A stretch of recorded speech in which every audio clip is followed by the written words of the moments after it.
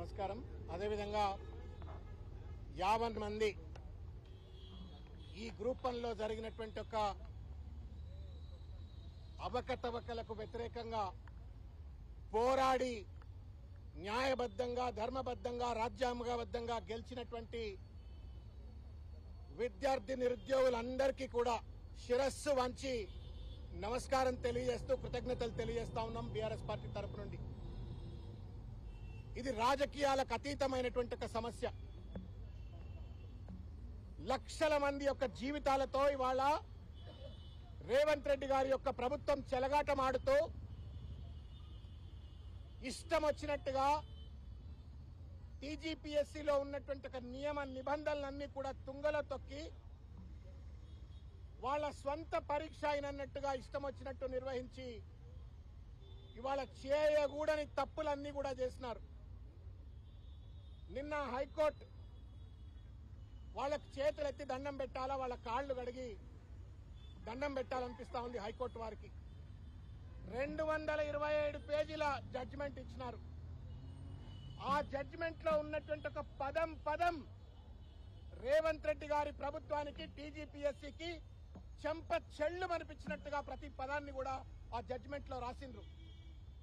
మానవత్వం ఉన్నటువంటి ఏ మంత్రి అయినా, ముఖ్యమంత్రి అయినా, ఐఏఎస్ ఆఫీసర్ అయినా, బ్యూరోక్రాట్ అయినా ఒకసారి ఆ జడ్జిమెంట్ చదివిన తర్వాత మాట మాట్లాడకుండా హైకోర్టు తీర్పును వెంటనే అమలు చేస్తూ మొత్తానికి గ్రూప్ 1 పరీక్షను మళ్లా రీకండక్ట్ చేయవలసిన అవసరం ఉంది.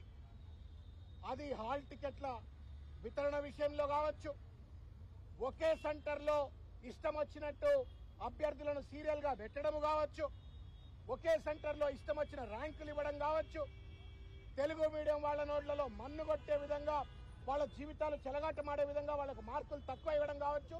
ఇట్లా పుంకాలుగా ఆ జడ్జిమెంట్ లో ఉన్న అంశాలన్నీ కూడా చదివిన తర్వాత ఇది టీజీపీఎస్సీ కాదు, ఇది తెలంగాణ నిరుద్యోగుల పార్టీ శాపం అనేటువంటి ఒక రీతిలో కనబడ్డది. రేవంత్ రెడ్డి గారు, ఈ ప్రభుత్వం, ఈ టీజీపీఎస్సీ ఇద్దరు కూడా బాధ్యులైన విషయం కనబడ్డది. వాస్తవం ఏంటంటే గ్రూప్ 1 ఎగ్జామినేషన్ నోటిఫికేషన్ వచ్చినప్పటి నుండి విద్యార్థుల జీవితాలతో చెలగాటమాడుతా ఉన్నారు. జీవో 29 అని చెప్పని ఒక దొంగ జీవో పట్టుకొచ్చినారు. ఈ జీవో తప్పు.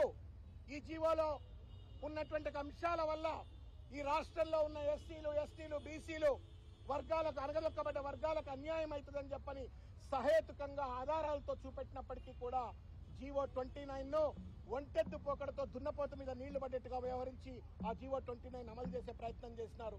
సరే, ప్రిలిమ్స్ అయిపోయింది, కనీసం మెయిన్స్ ఎగ్జామ్ అన్నా చక్కగా నిర్వహిస్తారా అంటే దాన్ని కూడా పూర్తిగా లోపభూయిష్టంగా నిర్వహించినారు. ఇంతకుముందు పెద్దలు ఆర్ఎస్ ప్రవీణ్ కుమార్ గారు చెప్పినట్టుగా మొత్తానికి గ్రూప్ 1 ఉద్యోగాలన్నీ కూడా అమ్ముకున్నారో ఏమో అని చెప్పని అనుమానం కలుగుతా ఉంది. లేకపోతే మెడకాయ మీద తలకాయ ఉన్నవాడు ఎవడైనా సరే, అడ్మినిస్ట్రేటివ్ రూల్స్ పట్ల కనీస అవగాహన ఉన్నవాడైనా సరే, టీజీపీఎస్సీ రూల్స్ ను అమలు చేయాలని చిత్తశుద్ధి ఉన్నవాడు ఎవడు కూడా ఈ రకమైనటువంటి ఒక తప్పులు కూడా చేయరు. నేను తెలంగాణలో ఉన్న నిరుద్యోగులకు, విద్యార్థులకు, అధ్యాపకులకు అందరికీ విజ్ఞప్తి చేస్తాను. ఒకసారి ఆ 220 పేజీల జడ్జిమెంట్ కాపీని చదివితే రేవంత్ రెడ్డి నిజ రంగు బయటపడుతుంది, టీజీపీఎస్సీ నిజ రంగు బయటపడుతుంది. కాబట్టి మేము బీఆర్ఎస్ పార్టీ తరపు నుండి ఈ రోజు ఇక్కడికి వచ్చినాము.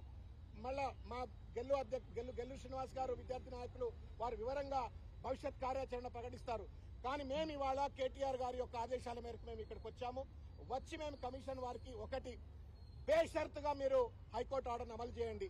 We are hearing the news that ఏదో రిట్ అపీల్ చేస్తాం, పెద్ద లాయర్లను పట్టుకొస్తాం, పెద్ద లాయర్లను పట్టుకొచ్చి మేము డబ్బులున్న లాయర్లను పట్టుకొచ్చి మేము ఏదో మ్యానిపులేట్ చేస్తాము, రిట్ అపీల్ చేస్తాము, ఫస్ట్ కోర్టుకు పోతామని చెప్పని అంటున్నారు. ఏ కోర్టుకు పోయినా నిర్దాక్షిణ్యంగా మీరు నిరుద్యోగుల గొంతు కోసినట్టే. మీ దగ్గర డబ్బులుండొచ్చు, పెద్ద రాయలు రావచ్చు, రిట్ అపీల్ చేయొచ్చు, సుప్రీంకోర్టు పోవచ్చు, ఇంకెక్కడికైనా పోవచ్చు. మీరు వేసే ప్రతి అడుగు తెలంగాణ నిరుద్యోగ విద్యార్థుల యొక్క భవిష్యత్తును సర్వనాశనం చేసినట్టే, కాల రాసినట్టే అనే విషయాన్ని రేవంత్ రెడ్డి గారు, టీజీపీఎస్సీ తెలుసుకోవాలని చెప్పని. హుందాతనం ఉండాల. చేసిన తప్పును కోర్టు ఇంత స్పష్టంగా చెప్పిన తర్వాత హుందాతనంతో తప్పును ఒప్పుకొని ఆ పరీక్షను పూర్తిగా రద్దు చేస్తే మీకు కూడా మానవత్వం ఉంది, విఘ్నత ఉంది అని చెప్పని ప్రజలు అనుకుంటారు. కాబట్టి ఈ యొక్క పరీక్షను రిటపీల్ అని చెప్పని హైకోర్టు ఆర్డర్కు వ్యతిరేకంగా పోకుండా వెంటనే రద్దు చేయాలని చెప్పని, అదేవిధంగా ఇన్ని తప్పులు ఎట్లా జరుగుతాయి? There is an IAS officer sitting there. ఆయన ఒక చైర్మన్, ఆయన కింద ఇంకొక సెక్రటరీ ఉంది. ఆమె ఐఏఎస్ ఆఫీసర్, ఇంతమంది అధికారులు ఉన్నారు. ఇంతమంది ఉండగా ఇన్ని లోపభూయిష్టంగా ఎగ్జామ్ ఎట్లా నిర్వహిస్తారు? ఇన్ని లక్షల మంది జీవితాలతో ఎట్లా చెలగాటమాడతారు? అంటే తప్పనిసరిగా దీంట్లో ఉన్నటువంటి ఒక అవినీతి వెనక ఉన్నటువంటి ఒక పెద్దలు ఎవరు, తిమింగలాలు ఎవరు బయటికి రావాలా. వాళ్లపైన చర్యలు తీసుకోవాలంటే పూర్తి స్థాయిలో విచారణ జరపాలని చెప్పని కోరుతా ఉన్నాం. అదేవిధంగా ఇంకొక విషయం, ఓపిక బట్రి, ఇంకొక విషయం ఏంటంటే ఇవాళ కోర్టు చెప్పింది టీజీపీఎస్సీ తప్పని, ప్రభుత్వం తప్పని చెప్పింది. మరి కేసులు పెట్టిన విద్యార్థుల పైన కేసులు పెట్టిన కేసులు ఎట్లా నిలవాలా? ప్రభుత్వం బేషరతుగా కేసులన్నీ కూడా ఎత్తివేయాలని చెప్పని డిమాండ్ చేస్తా ఉన్నాము. భవిష్యత్ కార్యాచరణ తప్పనిసరిగా పెద్ద ఎత్తున ఉంటుంది. నిరుద్యోగుల పక్షాన ఈ అవినీతిని మాత్రం కొనసాగనీయం. ఈ యొక్క జులుంను విద్యార్థుల పట్ల, నిరుద్యోగుల పట్ల ఈ జులుంను మేము కొనసాగనీయం. రాహుల్ గాంధీని తీసుకొచ్చి అశోక్ నగర్ లో ఓట్లు వేయించుకున్నారు. రేవంత్ రెడ్డి అశోక్ నగర్ పోయి ఓట్లు వేయించుకున్నారు. ఇవాళ సిగ్గు ఎక్కువ లేకుండా, కనీస కృతజ్ఞత లేకుండా ఇవాళ అశోక్ నగర్ నిండా పోలీసులే, చిక్కడపల్లి లైబ్రరీ దగ్గర పోలీసులే. మరి వాళ్ళ మిలిటెంట్లా, టెర్రరిస్ట్లా?